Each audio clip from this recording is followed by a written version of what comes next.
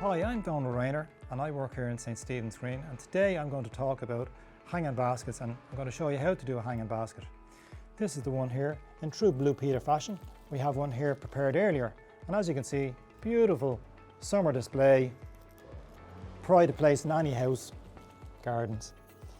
Now, so the first thing you need to do is have a good basket. I'm going to use this pot here.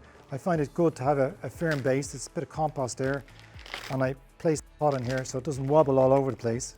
So the first plant you really start off with is your standard geranium. Now this is a lovely geranium called Bullseye, beautiful red leaf on it and beautiful red flower. So I'm going to place this in the central section of the basket, and then I'll build out from that. Now because it's a hanging basket, you need hanging plants. So there's a lovely hanging geranium, and this is Arctic Red. Beautiful, beautiful colour. Now I'll place this in the side. Now you have to watch the chains there, but we'll place that there and make sure you don't break the plant there because it's quite delicate in that respect. Now the next plant we have here, beautiful nasturtium, or as my son used to say, nasty nasturtiums. Beautiful plant, beautiful flower, and the leaves are edible. Some people stuff the flowers. I don't think I'd have time for that now, to be honest, but the leaves are peppery to eat. Now, we're going to put in our trailing numerarifolia, lovely plant. And you can see I'm building up the layers of trailing plants. Now, and here's the lobelia, another trailing plant. You can see it here in these pots. Beautiful, trailing down. This is a slightly different variety, but it's lovely. And we just place that inside there. And now we've ageratum. This is more upright, bushy kind of plant, but you can see the flower stalks there now. I'll move that in here, place that in the side, place that there, and we build up the layers of plants. Now, the thing to do is to move the basket around and plant your lobelia or your trailing plants so that they're not all at the front or at the side of one side. You've got to make sure that you've got a good range of trailing plants right around the basket itself. Now,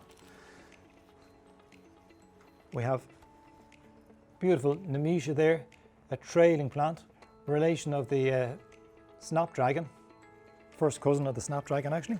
So we place that in, and there again, that's another trailer, and we place that in. Now, and there's just one spot left, I think, that I can get a marigold. See that? Beautiful marigold Pascal, beautiful flowers on it, nice bushy little plant. And I'll just stick this in here.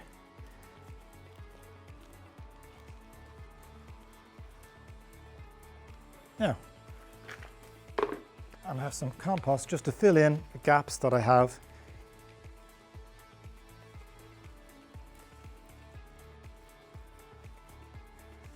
Now, it's very important that you keep these baskets watered because they're getting hit with the wind and the sun, and they're drying out very, very quickly.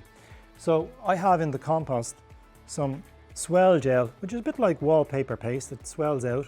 It's crystals that you buy in the shop, the garden centre, and the plants can suck away at that, and it helps that they won't dry out the baskets themselves. So little and often the water, and as with all jobs in gardening, when you plant, make sure you give a drop of water to the plants that you've just planted. It'll bed them all in and give them a firm foundation for your hanging basket. So this basket you'll be able to enjoy until the autumn.